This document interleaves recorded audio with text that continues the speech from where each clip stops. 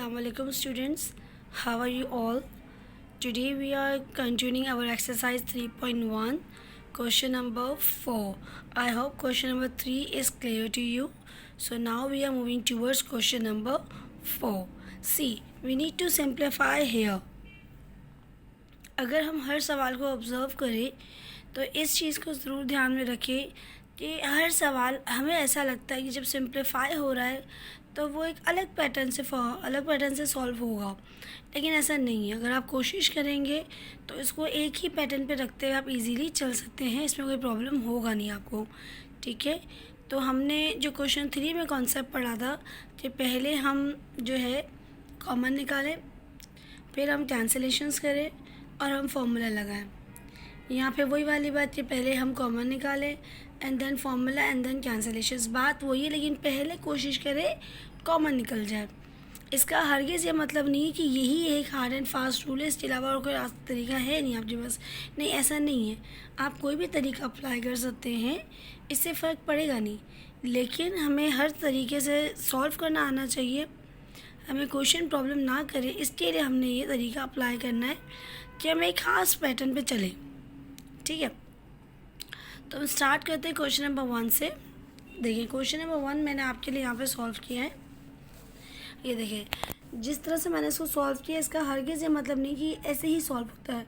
नहीं, ये और भी दूसरे तरीके से सॉल्व हो सकता है, लेकिन हमने अपने पैटर्न को ध्यान में रखते हुए एक ही तरीके को यूज़ किया है, इसीलिए हम उसी तरीके से कर रहे हैं. अगर हम ऑब्ज़र्व करें, हमारे पास जो इक्वेशन दी गई है, स्पेशली सिर्फ इक्वेशन पर ऑब्ज़र्व करें तो आपके पास सबसे पहला कॉन्सेप्ट है कॉमन. मुझे नज़र आ रहा है कि 4x - 1 इसमें कुछ कॉमन नहीं है, 4x + 1 इसमें कुछ कॉमन नहीं है. हमें सेपरेटली देखना होता है. ठीक है, 2x - 2 बिल्कुल मुझे नज़र आ रहा है 2 कॉमन है. जब 2 कॉमन आ गया तो मेरे पास आराम से बच गया x - 1. ये आपको पता है कि आपने जब कॉमन निकाला तो आपके पास जो रिमेनिंग नंबर है वो कैसे आता है. सी, यहाँ पे 2x + 2 था. मैं यहाँ पे करके दिखा देती हूँ कि यहाँ पे भी आपने 2 कॉमन ले लिया.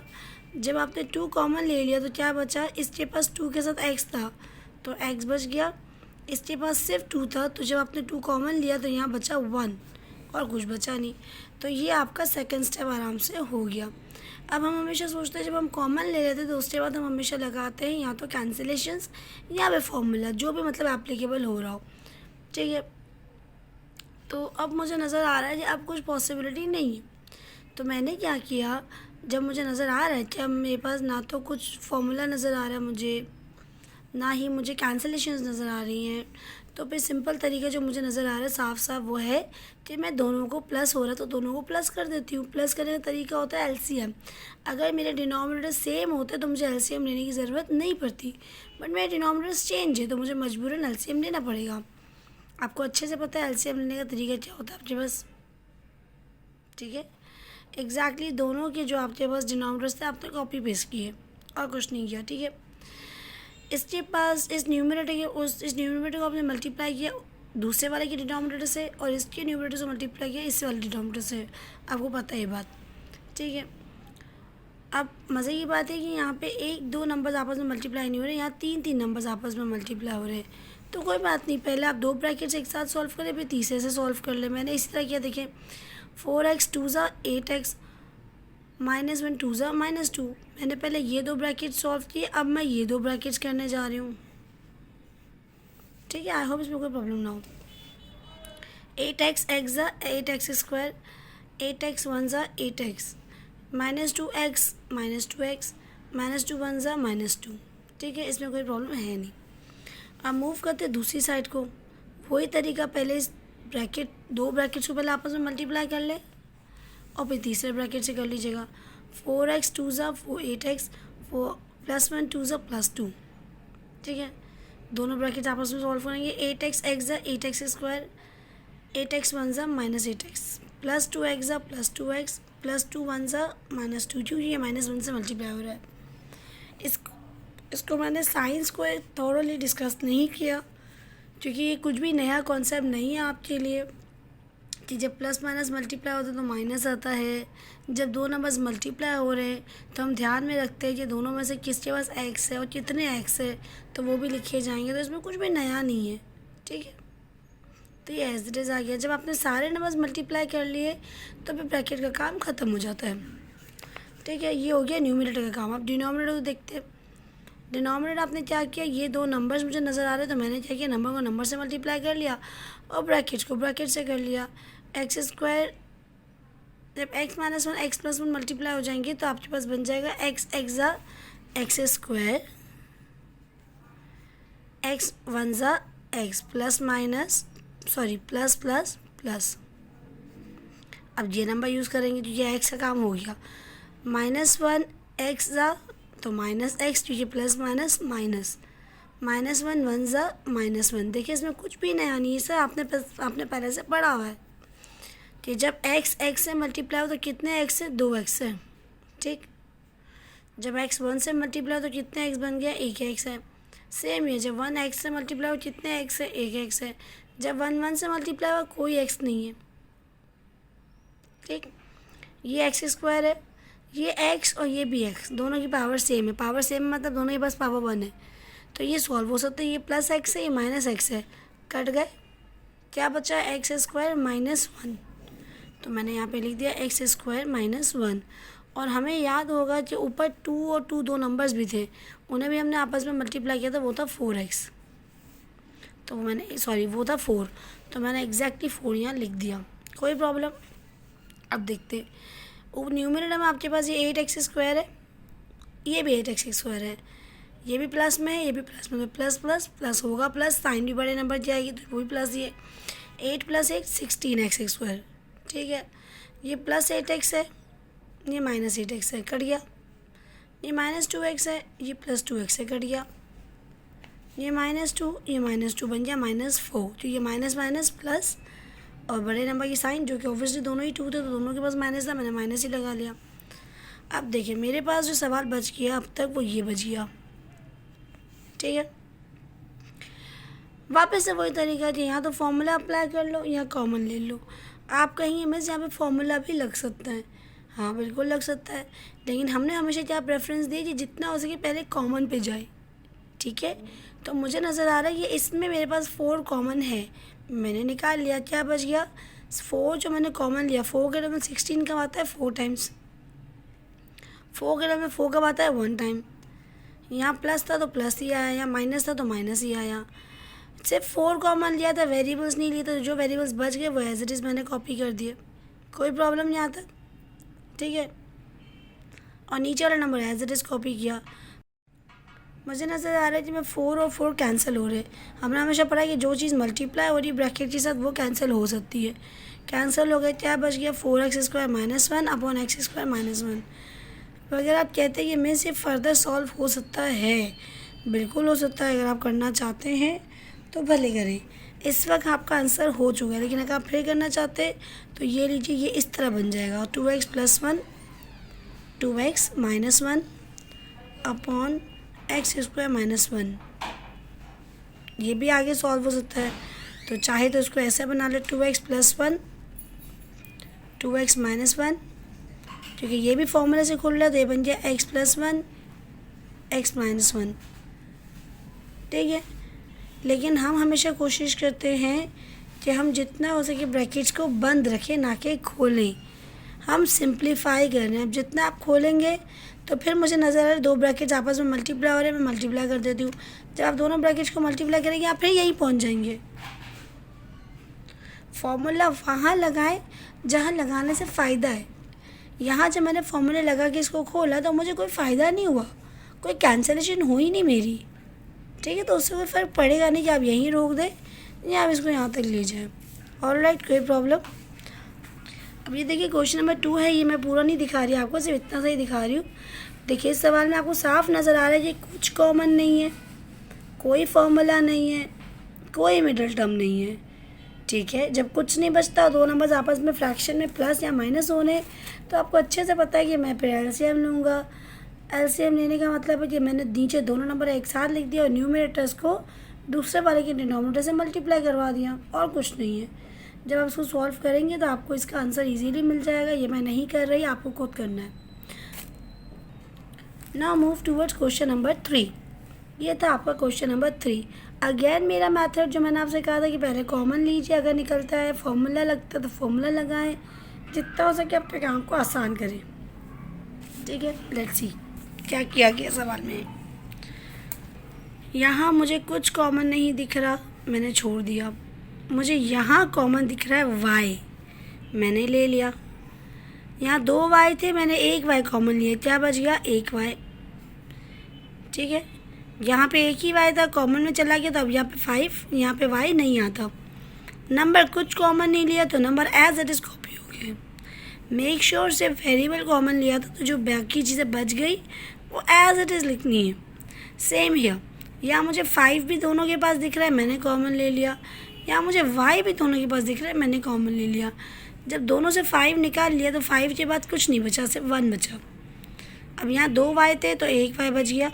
जब सब कुछ कॉमन चला गया तो सिर्फ 1 बच गया। मैंने आपसे कहा था जब आप कॉमन ले लेते तो कुछ नहीं बचता, तो फिर वहाँ पे आप 1 मेंशन करते, साइन मेंशन है इसलिए। ठीक है, अब देखते हैं। जब कॉमन ले लिया तो मुझे नज़र आ रहा है कि यार यहाँ फॉर्मूला लग सकता है, y² - 25। कैसे पता चला फॉर्मूला लग सकता है?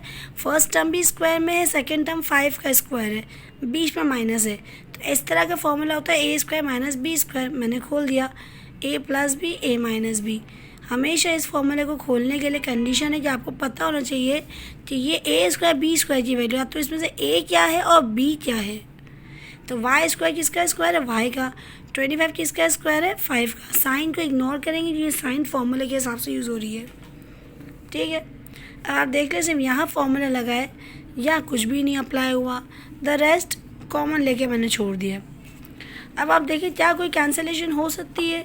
तो कैंसिलेशन में मैंने आपको बताया था कि प्लस का मतलब है या माइनस का मतलब है कि आप इधर इधर कैंसिल नहीं कर सकते। ठीक है, बीच में प्लस या माइनस है। हाँ, ऊपर नीचे हो रहा है तो कर लो। ठीक है, तो ये ऊपर नीचे हो गया, मैंने कट कर दिया। ये भी ऊपर नीचे हो गया, मैंने कट कर दिया। बच गया y + 5/y। यहाँ कुछ भी नहीं बचा तो ऑब्वियसली यहाँ लिखा जाएगा 1। जब भी हम कैंसिल करते हैं या कॉमन लेते हैं और कुछ भी नहीं बचता तो वहाँ 1 लिखा जाता है, ये बात का ध्यान रहे। y हट गया, या 5 बच गया, ब्रैकेट y - 1। यहाँ तो मैंने अपना सवाल रोक दिया। अब मुझे नज़र आ रहा है कि ना तो कोई कॉमन है, ना तो कोई कैंसिलेशन है, ना ही कोई LCM, ना ही कोई फॉर्मूला है, ना ही कोई मिडिल टर्म है। तो वही वाला तरीका जो मैंने इन दोनों का लिया LCM, वही इसका न्यूमरेटर इसके डिनोमिनेटर से मल्टीप्लाई होगा, इसका न्यूमरेटर इसके डिनोमिनेटर से मल्टीप्लाई होगा। अब आप वही देख रहे हैं, में से तो 3 ब्रैकेट्स आ गए, तो वही तरीका कि पहले 2 ब्रैकेट्स आपस में करें, फिर तीसरे के साथ मल्टीप्लाई भी कर ले। ठीक है, जब सारे मल्टीप्लिकेशन कर ले तो ब्रैकेट्स हट जाएंगे। ये आपका क्वेश्चन आ गया, मैंने इसमें कुछ भी नया नहीं किया। y 5 = 5y, y - 1 as it is. ठीक है, फिर मैंने इसको भी आपस में मल्टीप्लाई कर लिया। 5y, y = 5y², 5y 1 = -5y। ऊपर वाले नंबर्स भी आपस में से मल्टीप्लाई किया और कुछ नहीं किया है। ये -5y था, ये +y 25y था, ये भी y था। आपको पापा अच्छे से पता है कि जब भी आप सॉल्व कर रहे होते हैं तो जो भी पावर सेम है आप उसको ऐड और सब्ट्रैक्ट करके एडजस्ट करते हैं। ठीक है, आप चाहे तो इस स्टेप में एक स्टेप बढ़ा सकते थे, वो इस तरह से कि मैं अरेंज कर लेती हूँ। पहले सबसे पहले 5y² था, फिर -5y था, फिर +25y था, फिर +y था और फिर कांस्टेंट था -25। तो इससे आपको पता चल जाएगा कि 5y² एज इट इज़ आ गया। ये तीनों y वाले, तो ये तीनों आपस में सॉल्व हो जाएंगे। खुद करना नहीं आता तो कैलकुलेटर की मदद से कर लिया करें ताकि आसानी से आंसर आ जाए, गलत ना आए। -5 है, +25, प्लस माइनस माइनस होगा, -25 में से 5 गया, 20 बचा। साइन बड़े नंबर जी, +20। ठीक है, आप चाहे तो इसको एक और स्टेप में कर ले। ये बच गया +20y। अभी मैंने इस +y को सॉल्व नहीं किया है, मेक श्योर। ये बन गया 5y² प्लस प्लस प्लस, ये बन गया 21y। ठीक है, ये 3 स्टेप में मैंने आपको करके दिखाया है, जो मैंने यहाँ डायरेक्टली कर दिया है। ठीक है, और ये तो साफ साफ नज़र आ रहा है। अच्छा जी, अब मुझे साफ नज़र आ रहा है कि आगे कोई सॉल्यूशन पॉसिबल नहीं है, तो मैंने इसको यहीं रोक दिया।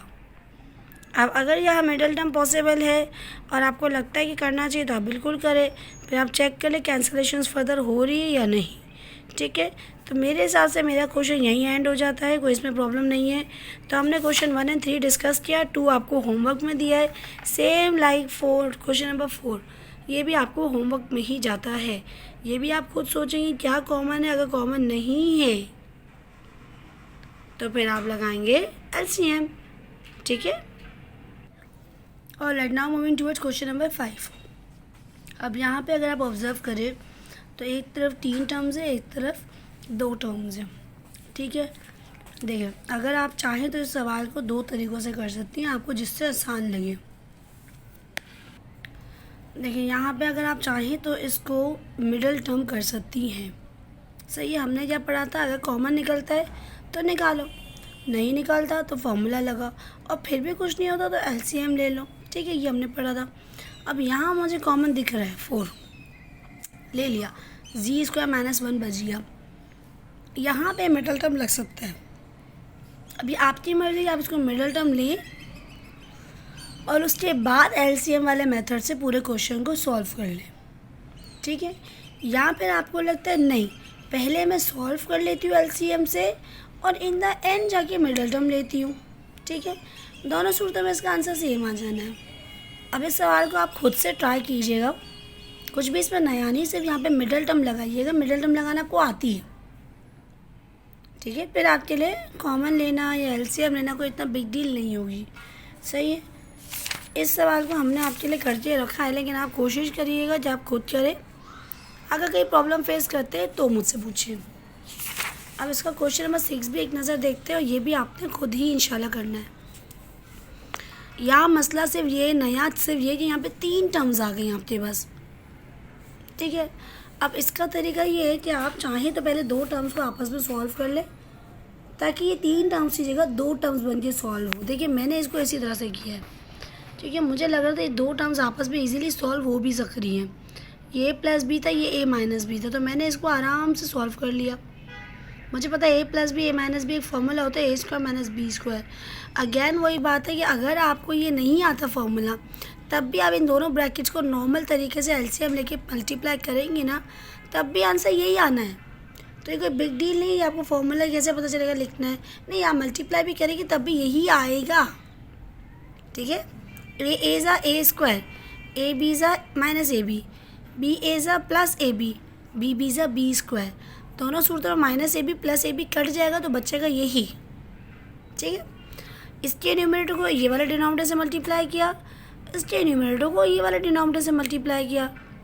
इस वजह से मेरा ए कट गया, बच गया माइनस बी, तो ये बच गया माइनस 2b। ठीक है ना, आगे मुझे सवाल बहुत ईजी दिख रहा है, वो आप खुद कीजिएगा। मुझे नज़र आ रहा है कि जब मैं कुछ कॉमन नहीं बचा मेरे पास तो मैं एलसीएम पे जाऊंगी। एलसीएम लेने का मतलब है कि दोनों के डिनोमिनेटर्स को एक साथ लिखा। अब आपको अच्छे से पता है कि जब डिनोमिनेटर सेम हो तो अलग अलग नहीं लिखते, एक ही बार लिखा जाता है। जब डिनोमिनेटर सेम है तो एलसीएम लेते वक्त वो एक ही बार लिखा जाता है, और दोनों के न्यूमरेटर्स को as it is copy paste किया जाता है। याद रहे, जब डिनोमिनेटर्स अलग है और आप एलसीएम ले रहे तो अलग तरीका है, लेकिन जब डिनोमिनेटर सेम है तो एक बार लिखा और दोनों के न्यूमरेटर्स को as it is copy paste किया।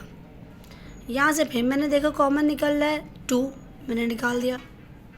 ये माइनस बी प्लस ए बच गया, जिसको मैं अरेंज करके ए प्लस ए माइनस बी लिख सकती हूँ। साइन चेंज नहीं किया, बस मैंने अरेंज किया है। और नीचे ए स्क्वायर माइनस बी स्क्वायर था, जिसको खोल के ए plus B A minus B लिख सकती हूँ। कैंसलेशन हो रही है, ये बच गया आपके पास आंसर। तो इसमें एज सच कुछ भी मुश्किल नहीं था बेटा। अब आप देखिए आपने क्वेश्चंस करने कौन कौन से। क्वेश्चन 4 में क्वेश्चन 1 हमने कर लिया, 2 आपने होमवर्क में जाता है, मतलब 1 तो ऑब्वियसली आपने करना है, 2 भी करना है, 3 भी हमने आपको पढ़ाया, 4 आपको होमवर्क में दिया मैंने, 5 आपको एक्सप्लेन कर दिया है, 6 भी हमने आपको करा दिया है। तो कुल मिला के 6 क्वेश्चन आपने करने। The rest of the 4 will be the same, इसमें कोई मुश्किल नहीं है। अगर ये 6 आपसे हो जाते तो ये 4 भी इसके जैसे ही हैं। वही 3 टर्म्स आ गई, वही मुझे नज़र आ रहा है ये 2x square minus Y square बन जाएगा, यानी कि 4x square minus Y square. तो वही एलसीएम वाले तरीके से होगा जैसे ये हुआ है। अगर इसकी प्रैक्टिस करनी है तो ये क्वेश्चन आपको आना चाहिए, तो ये क्वेश्चन आपसे हो जाएगा। एक काम कीजिए, इसका ये वाला पार्ट भी कर लीजिएगा, बिल्कुल सेम ही है। ठीक है, तो ऐसा कोई प्रॉब्लम होनी नहीं चाहिए। I hope so. अगर कहीं पे कोई प्रॉब्लम फेस करें तो मुझसे पूछ लीजिएगा। अपना बहुत ख्याल रखिए। अपने वैक्सीनेशन डोजेज़ जो आपके रहते हैं वो ज़रूर लगवाएं, ठीक है। और अपने SOPs को ज़रूर फॉलो कीजिए ताकि आप सिक्योर रहे, सेफ़ रहे और स्कूल आते रहें। अल्लाह हाफ़िज़।